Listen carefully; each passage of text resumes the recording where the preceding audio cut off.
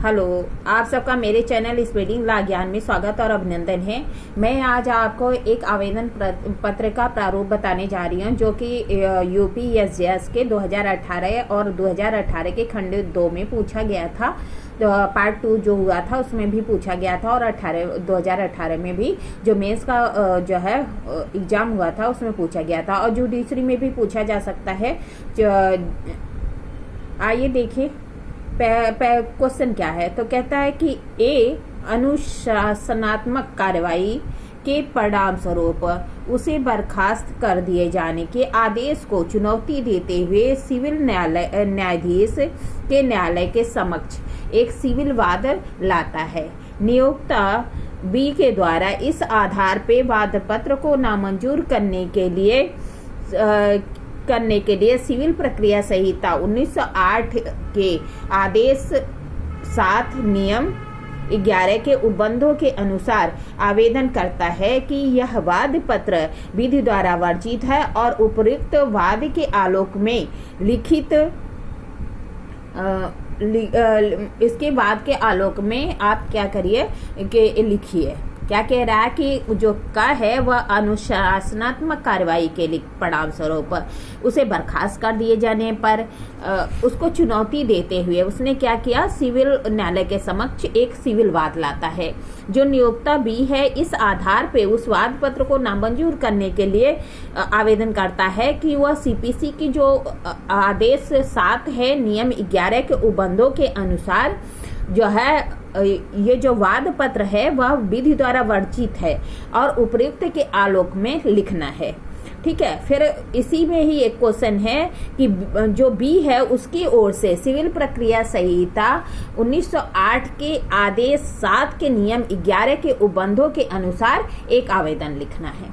ठीक है, समझ गए क्वेश्चन कि जो ए है उसको अनुशासनात्मक कार्यवाही के परिणाम स्वरूप बर्खास्त कर दी जाने के आदेश को चुनौती देते हुए उसने क्या किया, सीपीसी के तहत जो है एक सिविल वाद लाया। जो नियोक्ता बी है वह इस आधार पर उस आवेदन को नामंजूर करने के लिए आवेदन करता है कि वह जो उसका जो वाद है वह जो है आदेश 7 नियम 11 के उपबंधों के अनुसार विधि द्वारा वर्जित है, अतः जो यह आवेदन है उसे नामंजूर कर दिया जाए। देखिए कैसे बनाया जाएगा। तो आदेश 7 नियम 11 के उपबंधों के अंतर्गत जो है आवेदन पत्र, ठीक है, आवेदन जो है जो आदेश 7 है और नियम 11 है उसमें कुछ प्रावधान किए गए हैं कि जो है जिसके अंतर्गत वाद पत्र को नामंजूर कर दिया जाता है। तो कहता है उसके लिए आवेदन कैसे भेजें। सबसे पहले हम क्या लिखेंगे, न्यायालय श्रीमान सिविल जज जूनियर डिवीजन प्रयागराज, जहां भी प्लेस होगा जहां पे भी वाद संस्थित होगा वहां का नाम लिखेंगे कि न्यायालय श्रीमान सिविल जज जूनियर डिवीजन, उस स्थान का नाम लिखेंगे। फिर वाद संख्या जो है जो भी होगी वह लिखेंगे और बटे सन लिखेंगे, उस कौन सा सन है 2019, 20, 21, 22 वो लिखेंगे। फिर जो है लिखेंगे जो वादी है उसका नाम लिखेंगे, उम्र 45 वर्ष, निवासी कहाँ का है वह लिखेंगे, कौन सा जिला है वह लिखेंगे, डैश डैश डैश वादी बनाम। फिर ख लिखेंगे, उम्र 50 वर्ष, निवासी जहाँ का है वो लिखेंगे और जिला लिखेंगे और डैश डैश डैश प्रतिवादी लिखेंगे। फिर जो लिखेंगे प्रार्थी कथन करता है। प्रार्थी क्या कथन करता है, प्रार्थी कथन करता है कि वादी का जो वाद पत्र है वह विधि द्वारा वर्जित है और वाद पत्र सिविल प्रक्रिया संहिता के अधीन विचारणी और पोषणी नहीं है। क्या लिखेगा कि वादी यह कथन करता है, प्रार्थी यह कथन करता है कि वादी का, प्रार्थी लिखेंगे क्यों, क्योंकि यह प्रतिवादी कथन करता है ना। वादी ने क्या किया, एक वाद फाइल किया है सिविल जो है प्रोसीजर के तहत। तो क्या लिखेंगे कि प्रार्थी कथन करता है कि वादी का वाद पत्र विधि द्वारा वर्जित है और वाद पत्र सिविल प्रक्रिया संहिता के अधीन विचारणी और पोषणी नहीं है। क्योंकि सिविल प्रक्रिया संहिता केवल सिविल मामलों में सिविल प्रकृति के वादों पर ही लागू होती है। क्या लिखेगा कि जो वादी का वाद पत्र है यह विधि द्वारा वर्जित है, क्योंकि जो वाद पत्र है सिविल प्रक्रिया संहिता के अधीन विचारणी और पोषणी नहीं है, क्योंकि सिविल प्रक्रिया संहिता केवल सिविल प्रकृति के वादों पर ही लागू होती है।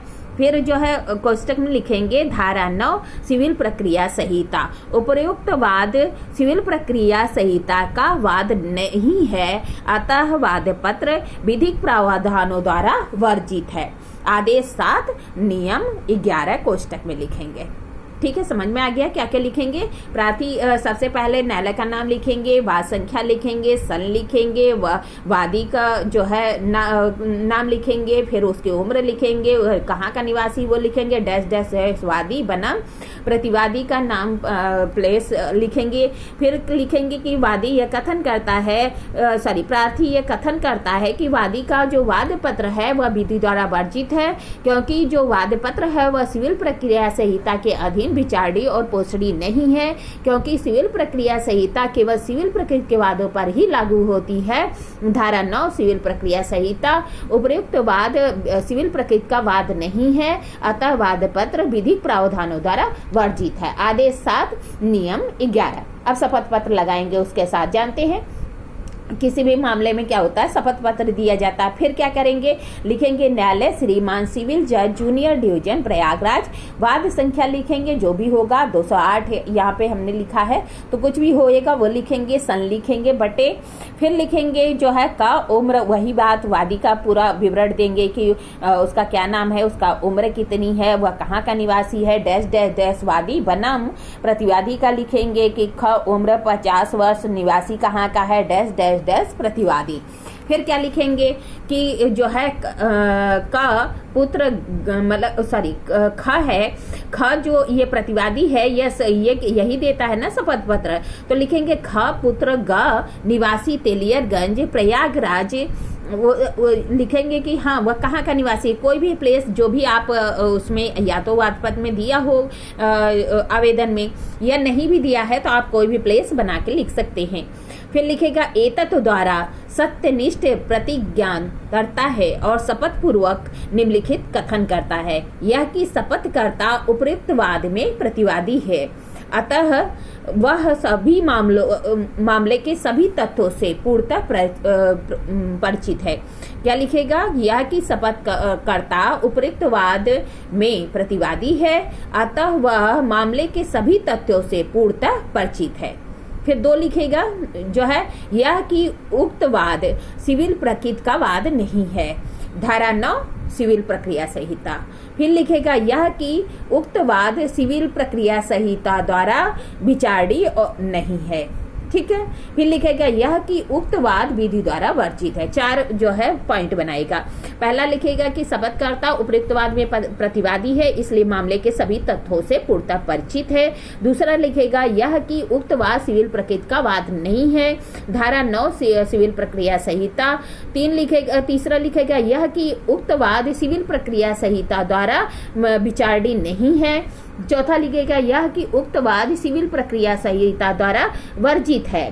फिर जो है क्या लिखेगा, प्लेस लिखेगा और दिनांक लिखेगा कि कहाँ पे हमने इसको लिखा, शपथ पत्र कहाँ पे लिखा है, और दिनांक लिखेगा। और इधर हस्ताक्षर करता जो प्रतिवादी है वह अपना हस्ताक्षर करेगा और नीचे शपथकर्ता जो हस्ताक्षर करेगा यहाँ पे। फिर सत्यापन लगाएगा। क्या सत्यापन में लिखेगा कि मैं ख पुत्र ग उप परिणामित शपथ पत्र करता एतत् द्वारा सत्यापित करता हूँ कि शपथ पत्र के पैरा 1 से 4 में कथित बातें मेरे स्वयं के ज्ञान में सही हैं और इसका कोई भाग असत्य नहीं है और न ही कोई बात को छिपाया गया है, अतः ईश्वर मेरी रक्षा करे।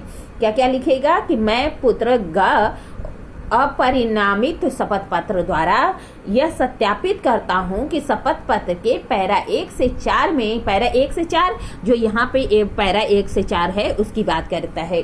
कहता है कि पैरा 1 से 4 में कथित जो बातें हैं मेरे स्वयं के ज्ञान में सही है और इसमें कोई भी बात असत्य नहीं है और न ही मेरे द्वारा कुछ छिपाया गया है, अतः ईश्वर मेरी रक्षा करे। फिर यहाँ पे जो है प्लेस लिखेगा और दिनांक लिखेगा और यहाँ पे एक साइड यहाँ पे अपनी हस्ताक्षर करेगा।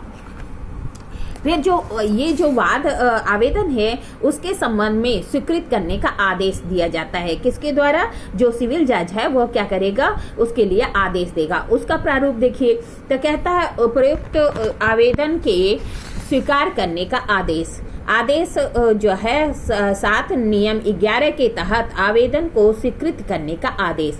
आदेश कैसे देगा? तो लिखेगा वादी का वाद पत्र सिविल प्रक्रिया संहिता 1908 की धारा 9 के सिविल प्रकृति का वाद नहीं है। क्या लिखेगा? वादी का जो वाद पत्र है सिविल प्रक्रिया संहिता 1908 की जो धारा 9 है के अंतर्गत सिविल प्रकृति का वाद नहीं है। सिविल प्रक्रिया संहिता केवल सिविल प्रकृति के वादों पर ही विचारणी और पोषणी मानती है। ठीक है, अतः वादी का वाद पत्र सिविल प्रकृति का न होकर सेवा संबंधी मामला है जो कि संहिता के अधीन विचारणी और पोषणी नहीं है। वादी का वाद पर सिविल प्रक्रिया संहिता के आदेश 7 नियम 11 के तहत विधि द्वारा वर्जित है, अतः उपयुक्त आधारों पर वाद पत्र नामंजूर किया जाता है। क्या लिखेगा पूरा कि जो सिविल जज जूनियर डिवीजन है वह आदेश देगा कि वादी का जो वाद पत्र है सिविल प्रक्रिया संहिता 1908 की धारा 9 के अंतर्गत सिविल प्रकृति का वाद नहीं है। सिविल प्रक्रिया संहिता केवल सिविल प्रकृति के वादों को ही विचारणी और पोषणी मानती है, अतः वादी का जो वाद पत्र है वह सिविल प्रकृति का न होकर सेवा संबंधी मामला है जो कि इस संहिता के अधीन विचारणी पोषणी नहीं है।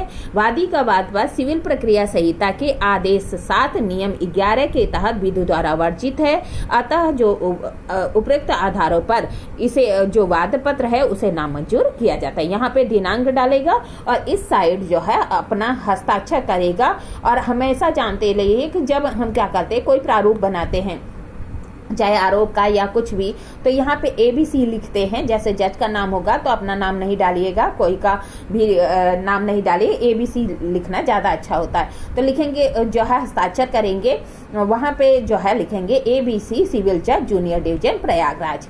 इस तरह मैंने आपको बताया इस मामले में क्या है कि जो आदेश 7 है नियम 11 के तहत कोई आवेदन पत्र को नामंजूर करने के लिए जब क्या कहते हैं कि कोई एप्लीकेशन दिया जाता है तो वाद दाखिल करता है सिविल प्रकृति का, तो उसे नामंजूर कर दिया जाता है कि क्योंकि वह विधि द्वारा वर्जित है, तो उसका प्रारूप यह होगा। क्योंकि सिविल प्रक्रिया संहिता की धारा 9 आप बताया है, जब आप मेरी चैनल पे जाके देख लीजिएगा, बहुत डिटेल में अच्छे से बताया है कि उसमें क्या होता है कि केवल वही वाद होते हैं, धन संबंधी पद संबंधी वाद होते हैं, उनको ही सिविल प्रकृति का वाद कहा जाता है। वहाँ पे आप जाके देख सकते हैं। इस तरह मैंने आपको अच्छे से बताया। अगर आपको मेरी वीडियो अच्छी लगी प्लीज़ लाइक करिए, सब्सक्राइब करिए, कमेंट करिए, शेयर करिए, साथ ही बेल आइकन दबा दीजिए ताकि कोई भी नोटिफिकेशन आपको तुरंत मिल जाए। ठीक है, धन्यवाद, थैंक यू।